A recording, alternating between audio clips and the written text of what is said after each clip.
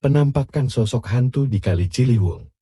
Kejadiannya sekitar tahun 1971, saya tinggal di Jakarta, tepatnya di Jalan Kramat Kuitang I Ujung, dekat dengan bantaran Kali Ciliwung. Di rumah itu, saya berdua dengan kakak saya yang masih kuliah di salah satu akademi di Jalan Salemba, dan saya masih duduk di SMA kelas 1 di Ancol Tanjung Priok.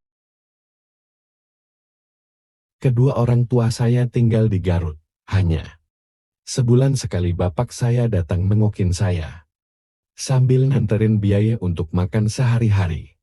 Di sebelah rumah, saya ada warung makan yang biasa saya ngutang bila mana bapak saya terlambat mengantarkan keperluan saya sehari-hari.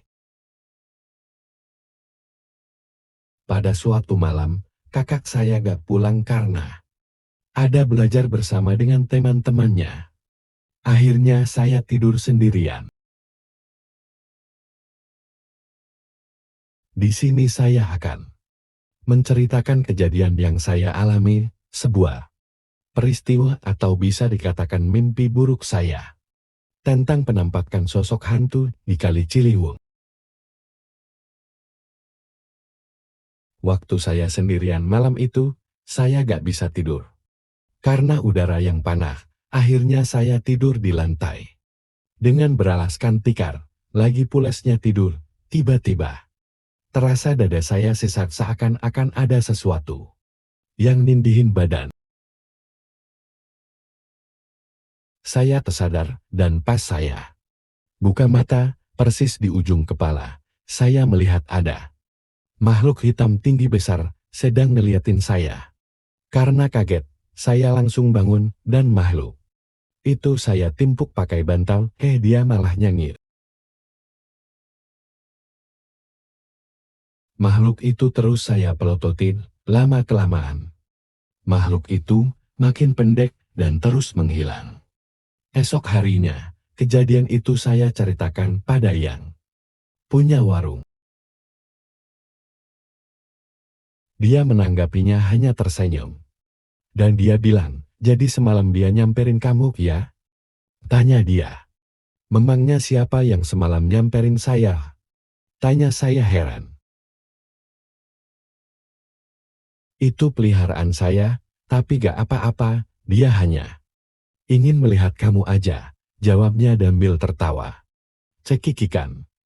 Saya gak ngerti maksudnya, apa bener yang punya warung itu memelihara setan, atau hanya nakut-nakutin saya saja.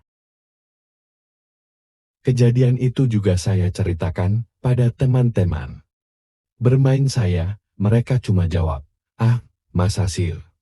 Jadi mas tukang warung itu miara yang gituan, seram juga ya, kata teman-teman saya.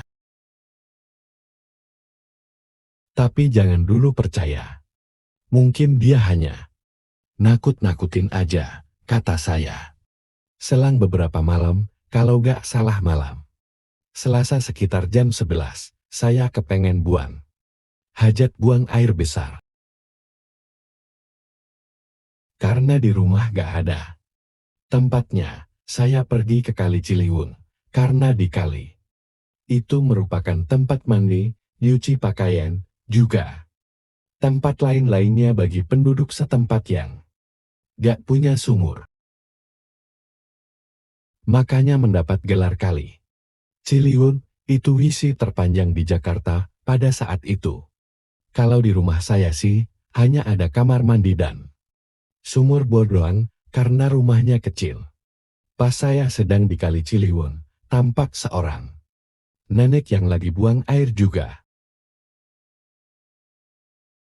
Akhirnya saya jongkok, bersebelahan dengan nenek itu, sambil jongkok saya ngelamun mengingat nenek yang sebelah. Itu, siapa dia? Kok rasanya saya mengenalnya? Lama-lama saya ingat, kalau nenek itu kan udah lama MNINGGL. Langsung bulu kuduk saya merinding. Dan buru-buru pergi dari tempat itu, pas dilihat lagi. Nenek itu sudah gak ada.